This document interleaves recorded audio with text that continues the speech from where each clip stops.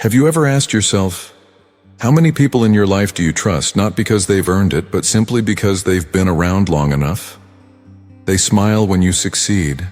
They nod when you're struggling. But when the room goes quiet, are they really standing with you or watching for your weakness?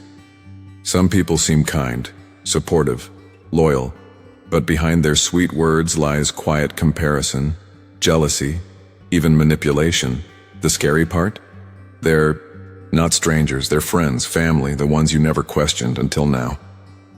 We're taught that giving trust is a virtue, but Stoic wisdom reminds us, not everyone deserves access to your mind and heart.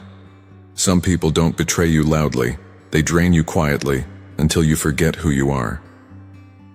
Let's start with a tough question. How many people in your life do you trust?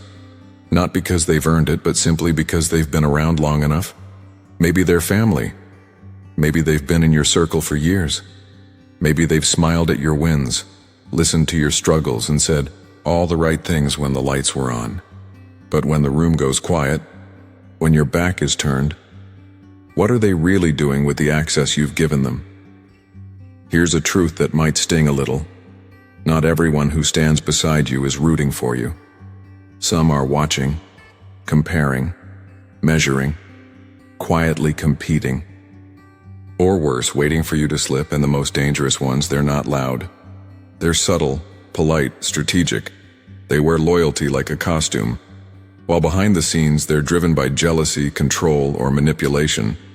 We've been taught to assume the best in people, to give trust freely, to believe that time, blood, or proximity means loyalty. But Stoic philosophy tells us otherwise.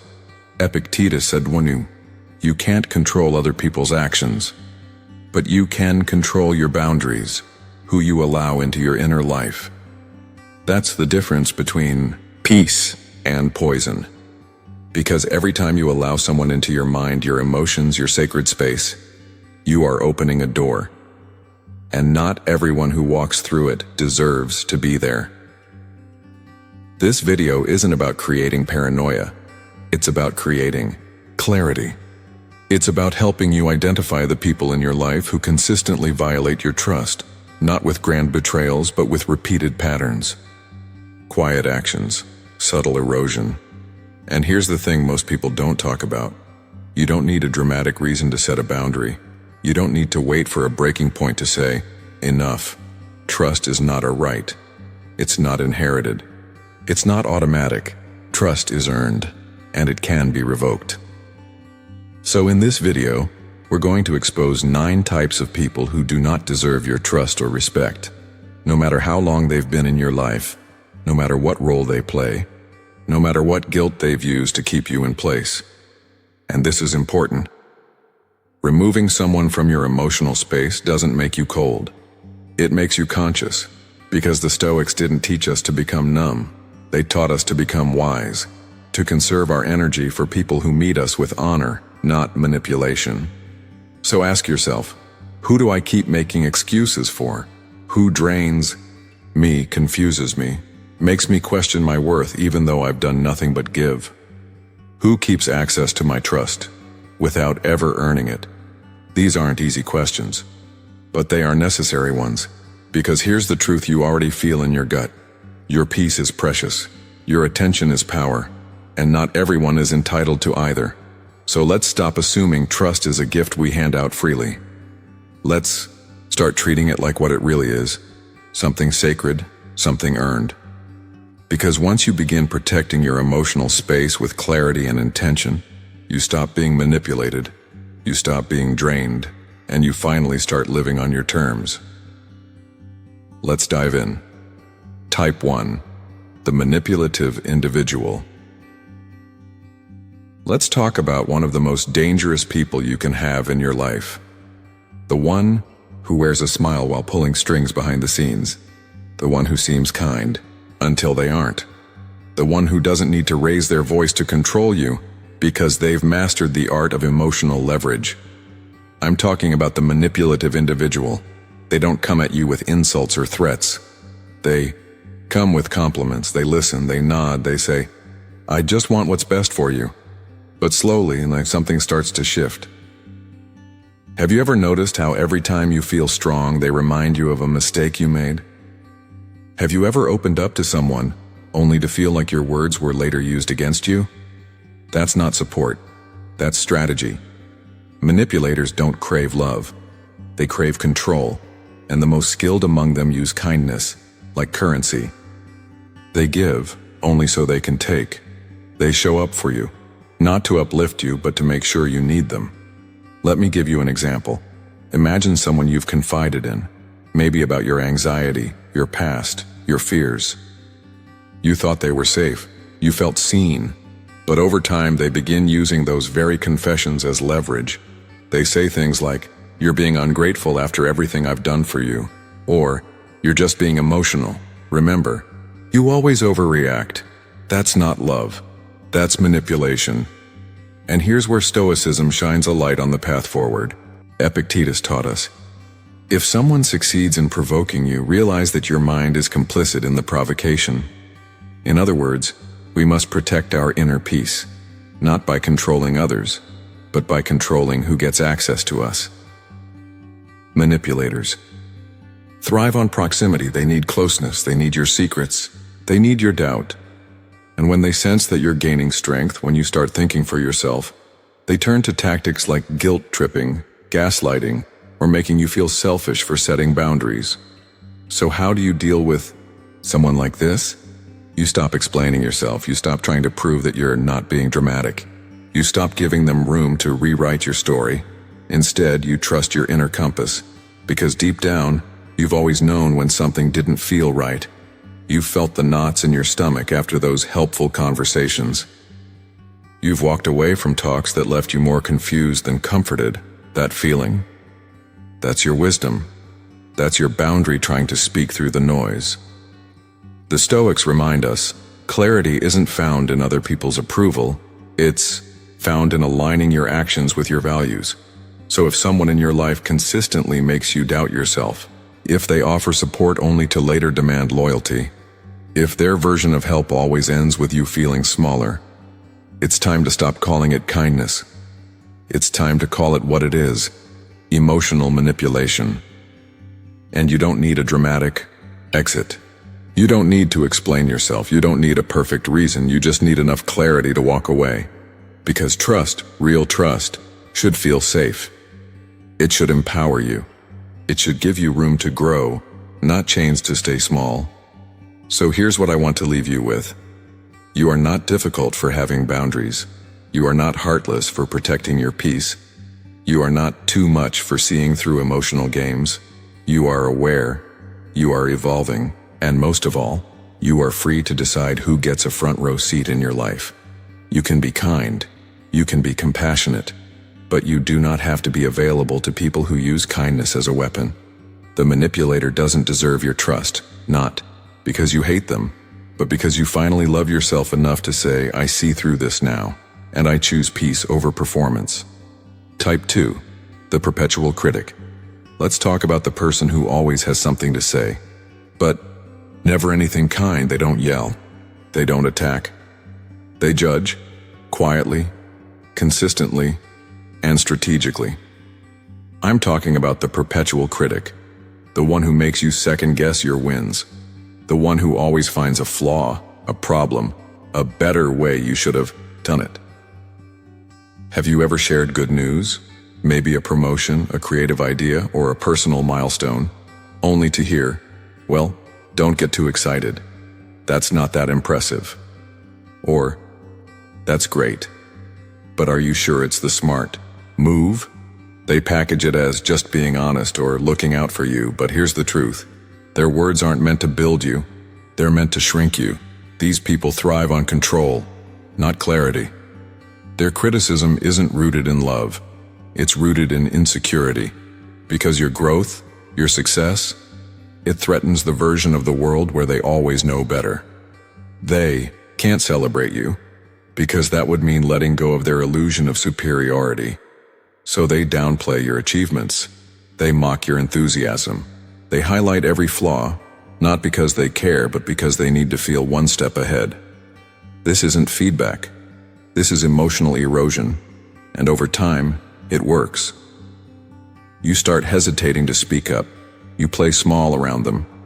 You doubt yourself, even when your instincts are strong and your progress is real. That's the power of a perpetual critic. But here's where Stoicism steps in with clarity and strength. Marcus Aurelius wrote, "If you are pained by external things, it is not they that disturb you, but your own judgment of them. And it is in your power to wipe out that judgment now." In plain words, it's not what they say, it's what you choose to believe. You can't always stop the critic, but you can stop internalizing their voice as truth. The Stoics remind us that your mind is your temple. Your clarity is sacred. And no one, no matter how long they've known you, no matter what title they hold, has the right to contaminate that space. Let me ask you, who's the voice in your head when you doubt yourself?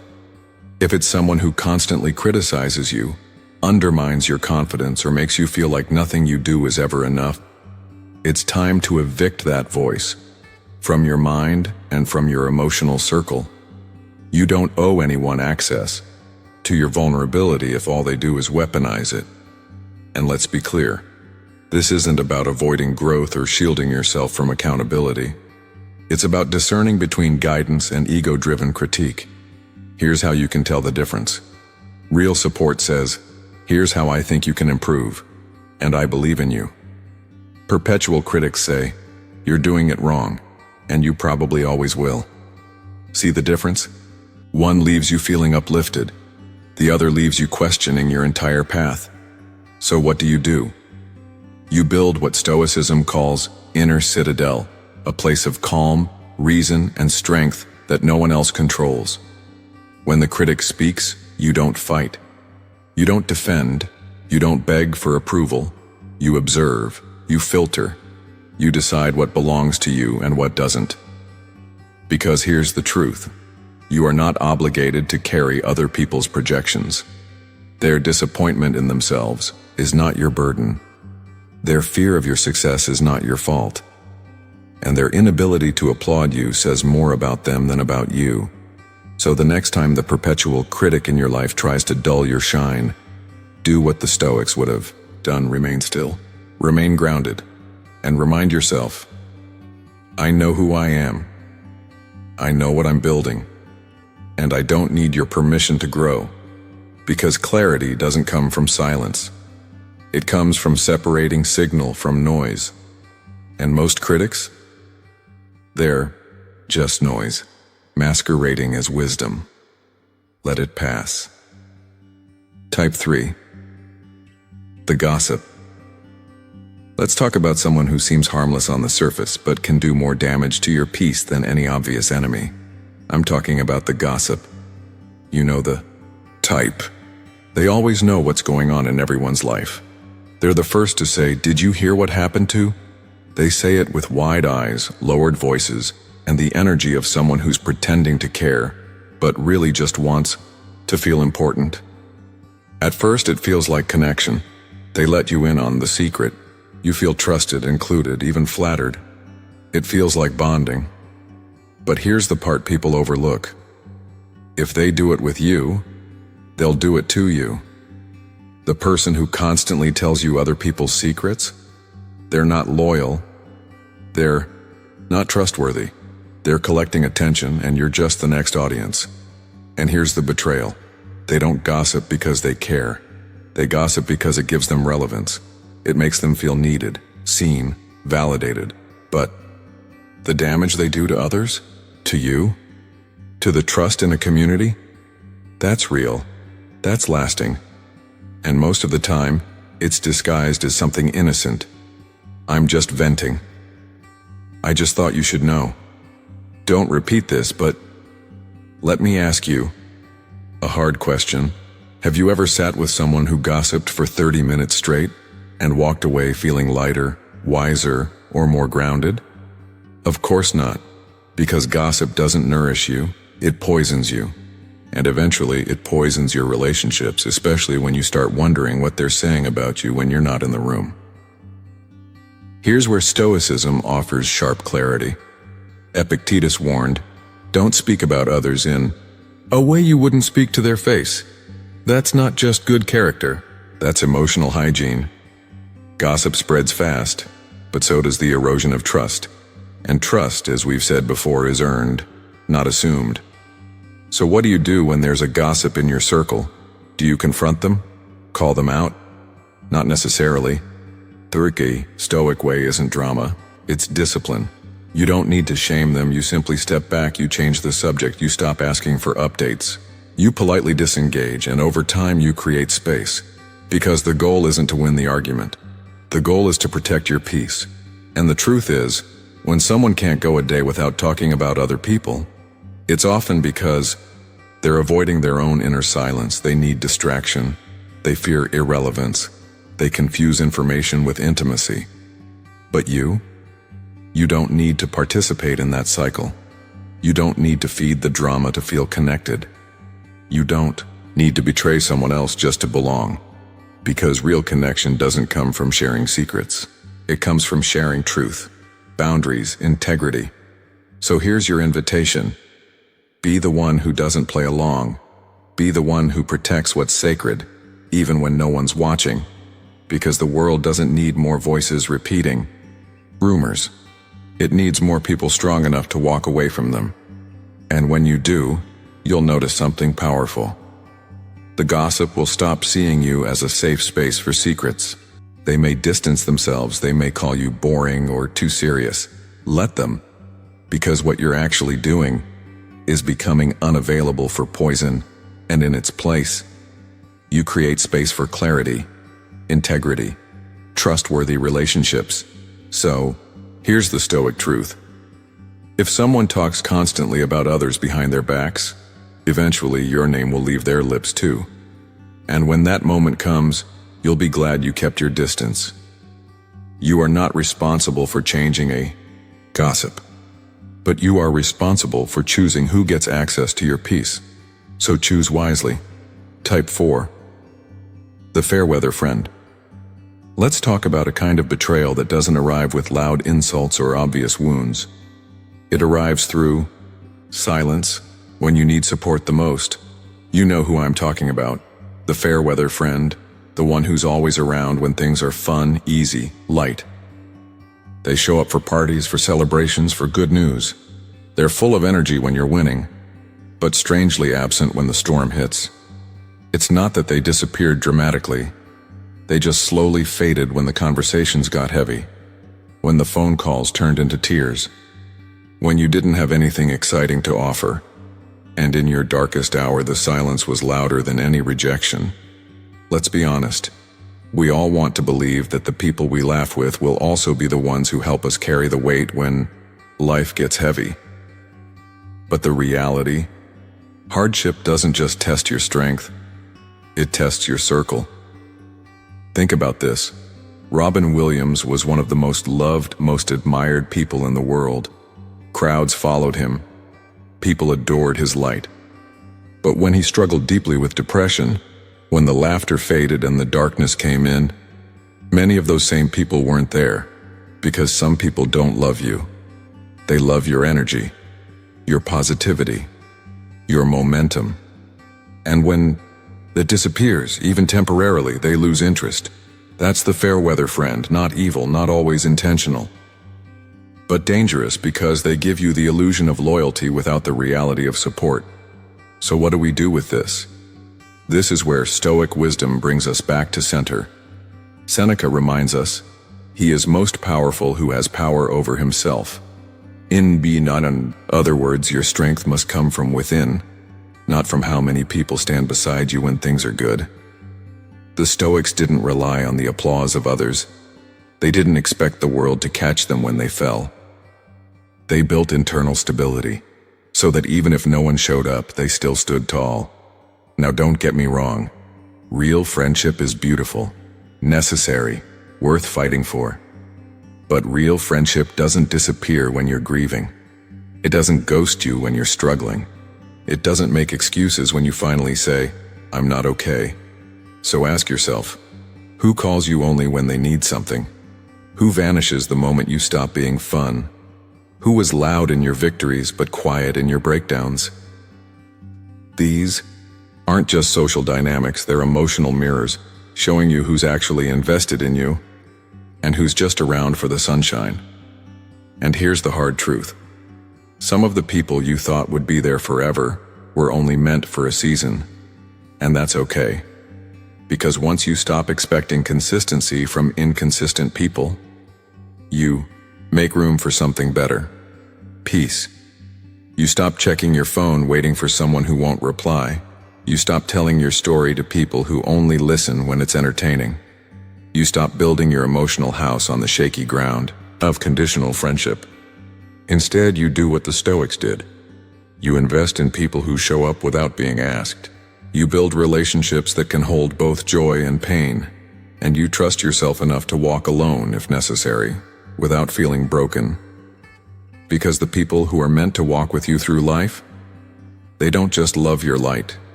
They stand beside you when it goes dim. They bring a lantern when you've run out of fire.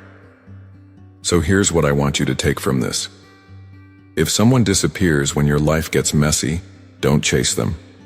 Let their absence reveal the truth. You are not hard to love, you've just been loving the wrong people too loudly. And next time someone says, "I'm here for you," pay attention to what they do when the celebration ends and the silence begins. True friends don't just show up for your best. They hold space for your worst. Type 5, the narcissist. Let's talk about someone who at first seems magnetic. They walk into your life with charm, intensity, and an uncanny ability to make you feel seen, like they truly get you. They mirror your words, your emotions, your passions. And in the beginning, it feels electric. But over time, you notice something strange. The spotlight always shifts back to them. Your stories become their stage. Your victories are subtly downplayed.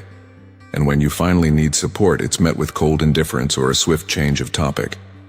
This is the hallmark of the narcissist. They're not just selfish. They're strategically self-centered. They don't connect to grow with you, they connect to be fed by you. Your admiration, your attention, your energy, it fuels them. And when you stop giving it, they discard you, ghost you, or worse, turn the narrative so you look like the problem. Here's what's so tricky about narcissists. They don't show up with warning signs. They show up with validation, with charisma, with the language of connection. But behind that mask is a person who doesn't feel empathy. They mimic it.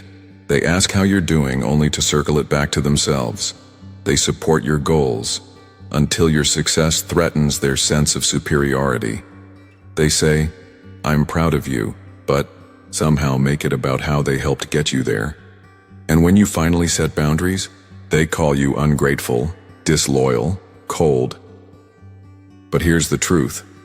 You were never in a mutual relationship.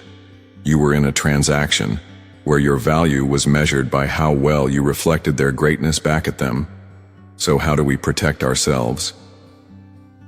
This is where Stoicism becomes your shield. Epictetus taught, "If you want to improve, be content to be thought foolish and stupid." Why does that matter here? Because when you break away from a narcissist, they will try to rewrite the story. They may mock you, belittle you, smear your name. Why?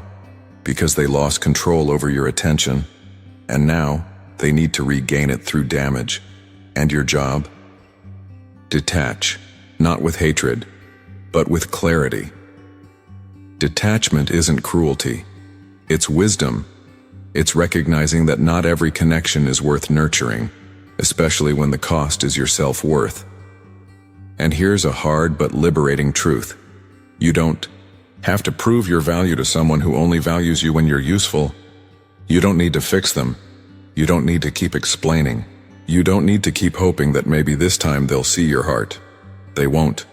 Not because you're invisible, but because they're only looking at the mirror and never at you. So if you've ever walked away from someone like this, someone who once praised you, then punished you for growing, then disappeared when you stopped feeding their ego, know this. You didn't fail them.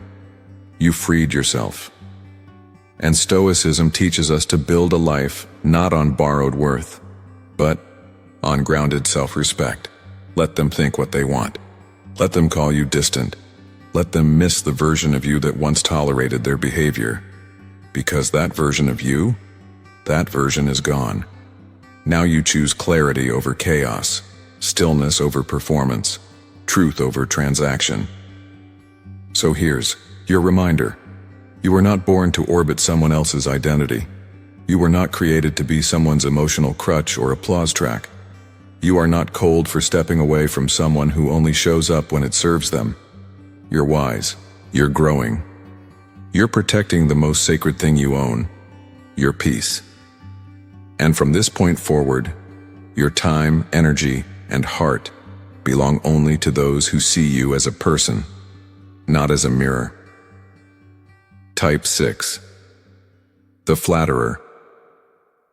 Let's talk about someone who always says the right thing, but something in you feels like it's all a little too much. They compliment you constantly. They tell you how amazing, talented, brilliant you are, sometimes even before they really know you. Deontiakim feels good at first, but then the compliments start coming with expectations. They flatter you one moment, and the next, they're asking for favors, for access, for things that go far beyond the relationship you actually have. You've just encountered the flatterer. Now don't get me wrong, genuine praise is beautiful. It lifts us, connects us, reminds us of our worth. But flattery? That's something else. Flattery is not admiration, it's a tactic. Where real appreciation is rooted in sincerity, flattery is a transaction.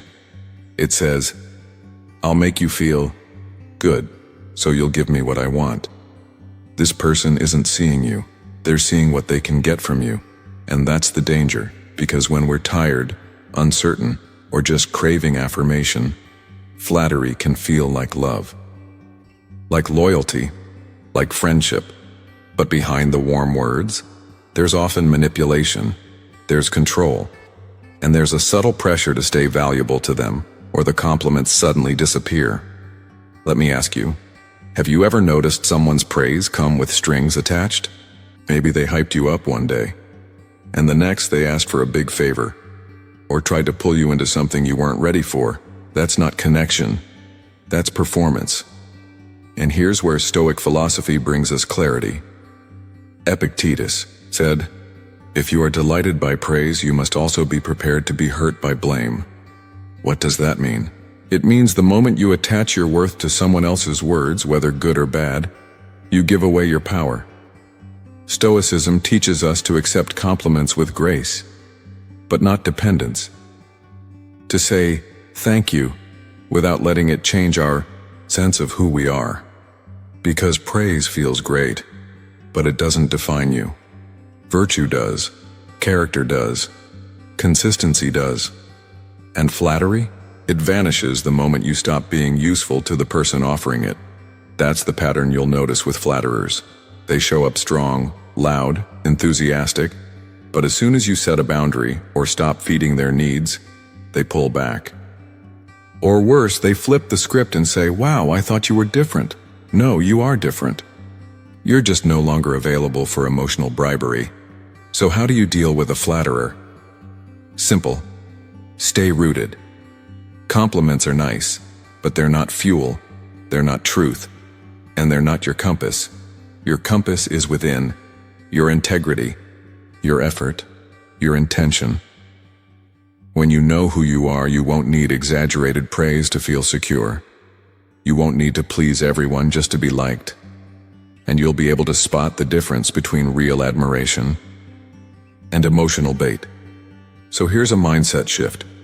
When someone says something kind, receive it with gratitude, but don't build your identity on it. When someone flatters you endlessly, ask yourself, what do they want from me? What part of me are they trying to reach, and why? And most importantly, would their tone change if I said no? Because real support doesn't disappear when you stop being useful. It's steady, it's quiet, and it doesn't demand that you perform in exchange. For kindness, the Stoics didn't seek praise. They sought excellence. regardless of who was watching or applauding. So here's your reminder. You are not better because someone says you are, and you are not worse because someone withdraws their praise. You are who you are, defined by what you build when no one's clapping. So when the flatterer comes with sweet words and hidden intentions, respond like a Stoic, smile, say thank you, and move forward grounded in your truth, not their approval. Type 7. The envious. Let's talk about a type of person who never says anything wrong, but something always feels off. They smile when you share good news. They say, "I'm happy for you." But deep down, you sense it's not genuine. And later, their silence grows louder than their words. They don't celebrate your growth. They don't clap when you win. And sometimes, without saying a word, they plant doubt in your path. This is the envious. Now, envy doesn't always look like open hostility. In fact, the most dangerous kind hides in politeness. It's the friend who subtly changes the subject when you talk about your achievements. It's the colleague who says, "You're lucky," instead of, "You worked hard." It's the family member who always reminds you of your flaws, right after you've succeeded at something meaningful. They won't insult you directly, but they'll make sure you feel smaller than you actually are. And that's the game envy plays. It doesn't always attack. Sometimes it shrinks. Here's the tricky part. These people don't always know they're envious. Often they're struggling with their own unfulfilled potential, their own fears, their own sense of being left behind. And your progress? It shines a light on the places they've avoided. But here's what you have to remember. Their reaction is not your responsibility. Marcus Aurelius, the great Stoic emperor, said, "If you are distressed by anything external, the pain is not due to the thing itself, but to your estimate of it, and this you have the power to revoke." In other words, it's not their envy that harms you. It's whether or not you let it into your mind. Stoicism teaches us to anchor ourselves, not in praise or criticism, but in virtue. So when you succeed and someone tries to minimize it with a backhanded compliment, you don't need to fight back. You don't need to convince them of your worth. You don't need their validation. You simply stay grounded. You keep moving forward, and you protect your peace. But let's get practical. How do you deal with someone who subtly resents your growth? You share wisely. Not everyone deserves front row seats to your progress. Not everyone needs to know your every win, your next move, your dream in progress. Because here's the truth. Envy feeds on comparison, and comparison needs access. So be kind, be respectful, but be selective. If someone consistently reacts to your joy with discomfort, if their energy dims every time you shine, it may be time to create a little space, not out of pettiness, out of wisdom. Because you deserve to live in a space where your growth is not a threat, but an inspiration. Now ask yourself, who do I shrink around just to keep things comfortable? Who responds to my excitement with sarcasm, silence, or subtle shade? And most importantly, why do I keep sharing my joy with people who can't hold it? Envy will always exist in the world. That's human nature. But how you respond? That's your nature. And the Stoics teach us this. Let others wrestle with their shadows. Let them carry the weight of resentment. You walk lightly, walk freely, walk forward. Your success is not a weapon. Your light is not something to dim. And your confidence is not arrogance just because someone else feels insecure. So here's your call to action. Keep growing. Quietly if you must. Boldly when you're ready. But always, authentically. And when envy shows up in the form of a smile that doesn't quite reach the eyes, remember, that moment says more about them than it ever could about you. Type 8. The victim. Let's talk about a type of person who may not seem harmful at first, but over time, they begin to drain your energy, your patience, and your peace. They're not aggressive. They're not manipulative, but they're stuck, perpetually stuck in one identity, the victim. This person always has a story about how life has done them wrong. They carry a list of injustices. People always disappoint them. Opportunities always slip away. Nothing is ever fair. And at first you feel for them. You want to help. You offer support. You try to lift them up. But eventually you notice something. They don't want solutions. They want sympathy. Not once. Not occasionally. But constantly. Every conversation becomes a monologue of blame. Every setback is someone else's fault. Every moment of growth you try to offer is met with resistance, excuses, or guilt. And here's the truth that many kind-hearted people struggle to admit. Helping a victim mindset too long can slowly make you a hostage to their helplessness. Because, no matter how much you pour into them, they stay empty, by choice. Now don't confuse this with people going through real pain or trauma. We all go through seasons where we feel lost, broken, even hopeless.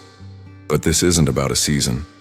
This is about a pattern, a mindset that refuses responsibility, repels growth, and clings to the comfort of suffering. So why is this dangerous? Because over time, being around this energy doesn't just wear you out.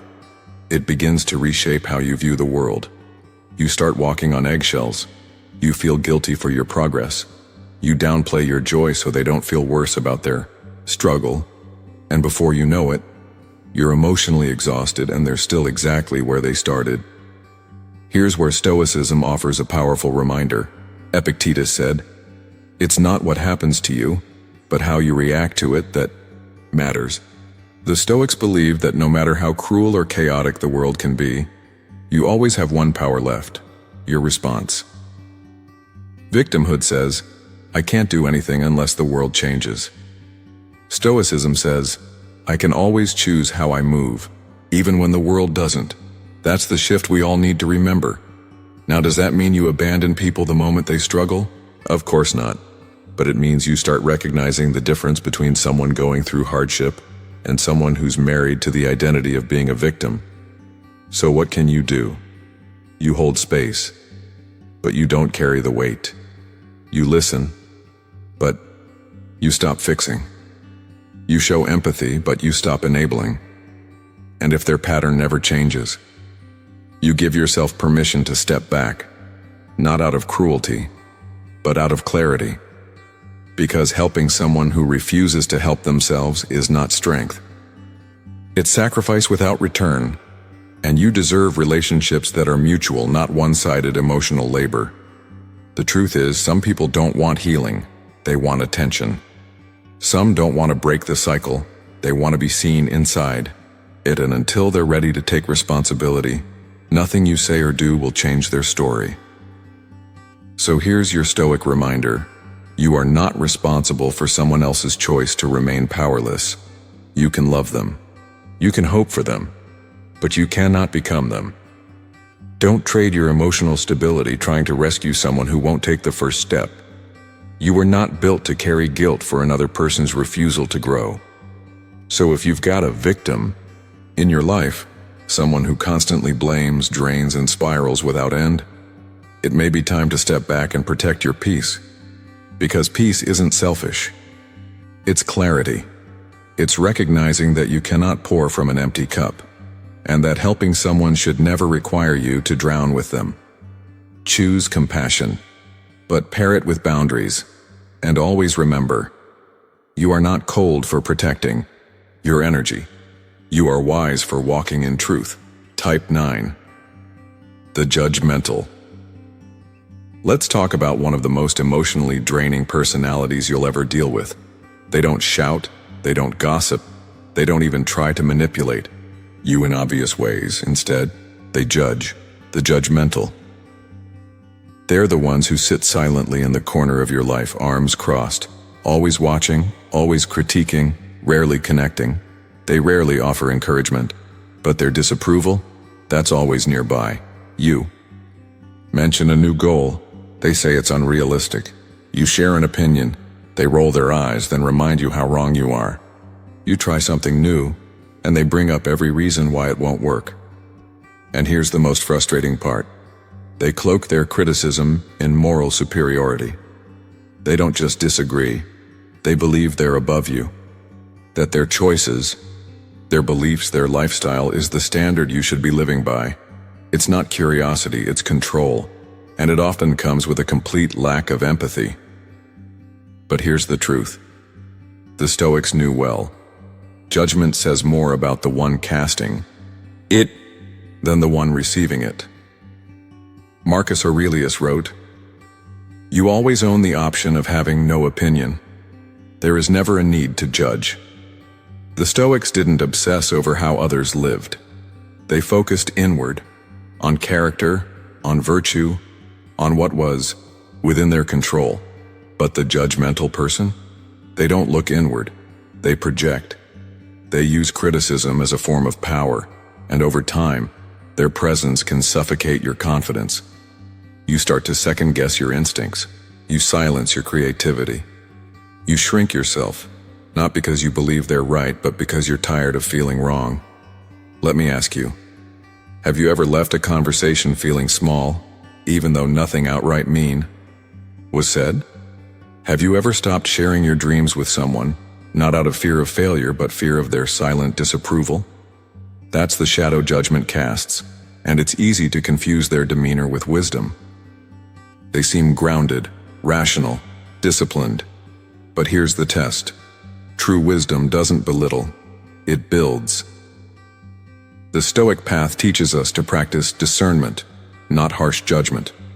Discernment observes, reflects, understands. Judgment, it condemns, it simplifies, it dehumanizes. So how do you respond to someone who constantly critiques without compassion? You do what the Stoics did. You focus on your own response, not their opinion. Epictetus reminded us that our worth isn't defined by external voices. It's defined by our inner alignment, how well we live according to our own values, not someone else's expectations. You don't owe anyone an explanation for your choices, especially those who never took the time to understand them. And if someone can't engage with you without superiority or shaming, it's okay to create space. It's okay to stop seeking approval. It's okay to say, I don't accept that lens as truth. Because here's what matters more than their judgment: your peace, your progress, your path. If someone needs to criticize everything around them just to feel grounded, let them. But you don't need to play that game. You're not here to meet someone else's narrow definition of right. You're here to grow with humility, courage, and purpose. So the next time a judgmental voice tries to clip your wings, remember, they're not your judge, and this isn't their journey. Keep moving, keep evolving, and let their verdicts stay where they belong, outside your soul. So now you've seen them. 9 types of people who don't deserve your trust, not because you're harsh, not because you've stopped caring, but because you've finally started seeing clearly. The manipulator, the gossip, the victim, the boundary breaker, the flatterer, the critic, the narcissist, the envious, the judgmental. They all wear different masks, but they have one thing in common. They drain your energy and distort your peace until you forget who you are. But here's the truth. Most people avoid. You're not here to fix everyone. You're here to protect your peace, so you have something to give to those who actually deserve it. These 9 types aren't just problems to be solved. They're mirrors. They show you what you've been tolerating. They reflect the parts of you that still crave approval, still overextend, still stay silent when your soul is screaming for space. And the moment you begin to see them for what they are, not as villains, but as teachers, you reclaim your power. Stoic philosophy teaches us this simple but profound truth. You don't control others. You only control how you respond and what you allow. It's not about judging people harshly. It's about drawing the line with clarity, not coldness. You don't have to scream. You don't have to cut people off with bitterness. You don't even have to explain. All you need is to choose yourself, calmly, firmly, consistently. And when you do, something beautiful happens. You stop trying to be everything for everyone. You stop offering emotional access to people who only show up when it's convenient. You stop mistaking charm for character or noise for connection. Because you realize this, your spirit is sacred, and only those who treat it with care, who show up with honesty, consistency, and respect, deserve access to it.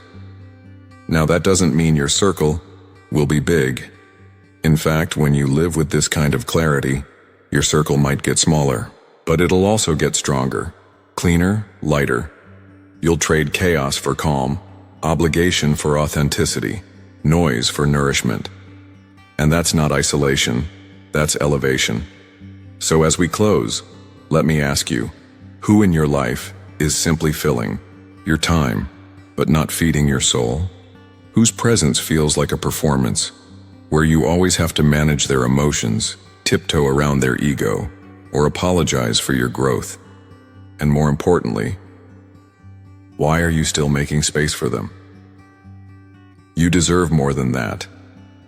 You deserve relationships that don't just keep you company, but help you rise. Relationships built on truth, not transaction, connection, not control, and the good news? You don't need to wait for permission to start building that life. You just have to make one decision. To draw the line, not with rage, not with resentment, but with clarity. So if this video gave you that clarity, let it be a beginning, not just a reminder. Let it inspire action. Let it give you permission to choose better. And if you're walking this path with me, of truth, of peace, of strength, hit that subscribe button. Because this space, it's not for pretending, it's for evolving. Together, we're building lives defined not by the noise around us, but by the stillness within us. And from that stillness, we protect what matters most: our peace.